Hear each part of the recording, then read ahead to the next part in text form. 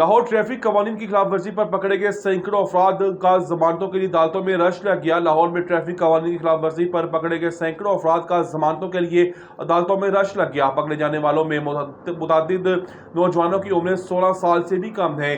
Lahore police نے traffic قوانین کی خلاف ورزی پر دو روز کے دوران پکڑے گئے 750 سے زائد افراد کو ضلع کچہری میں پیش کیا، جہاں ڈیوٹی مجسٹریٹ نے 415 ملزمان کی ضمانتیں منظور کر لیں۔ گرفتار ہونے والے میں متعدد نوجوانوں کی عمریں 16 سال سے بھی کم ہیں۔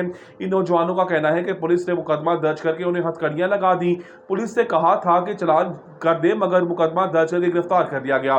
ٹریفک قوانین کی خلاف ورزی پر گزشتہ روز ڈیوٹی مجسٹریٹ نے 415 ملزمان کی ضمانتیں منظور کی تھیں۔ 24 گھنٹوں میں صوبے بھر میں 63,970 چالان کیے گئے۔ خیال رہے کہ ٹریفک قوانین کی خلاف ورزی پر پنجاب بھر میں کریک ڈاؤن جاری ہے۔ کراچی، بیٹی کے اسکول بیگ میں منشیات اسمگل کرنے والی خاتون گرفتار۔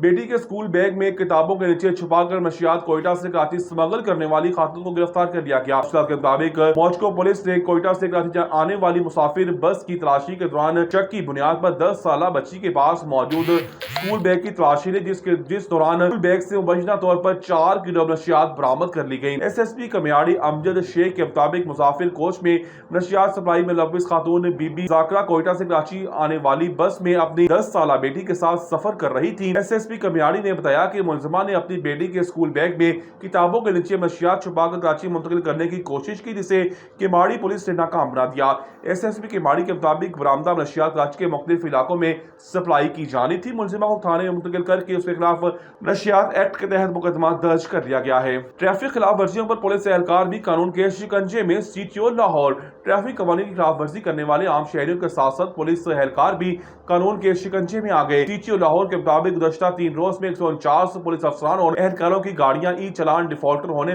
پر بند کی گئیں۔ C T O Lahore doctor Athar Waheed نے بتایا کہ موقع پر ہی پولیس کی 80 موٹر بائکس اور گاڑیوں کا چالان کیا گیا، جبکہ تمام گاڑیوں کو جرمانے کی ادائیگی کے بعد چھوڑا گیا۔ انہوں نے کہا کہ اگر پولیس ملازمین قانون کی خلاف ورزی کریں گے تو کسی قسم کی رعایت نہیں دی جائے گی۔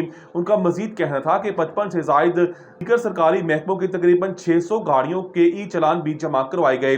سی ٹی او لاہور نے کہا کہ ٹریفک قوانین کی خلاف ورزیوں پر بلا تفریق کارروائی جاری ہے۔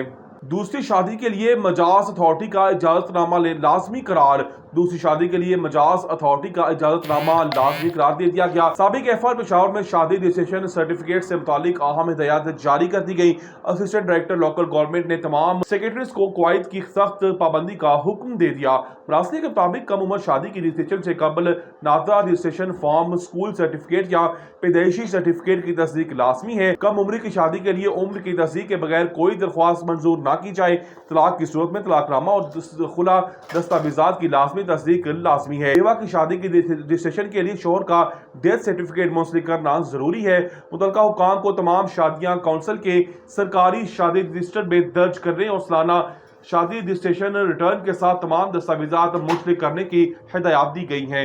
مراسلے میں مزید کہا گیا ہے کہ شادی رجسٹریشن ریکارڈ کو فوری طور پر آن لائن MIS سسٹم میں اپلوڈ کی جائے۔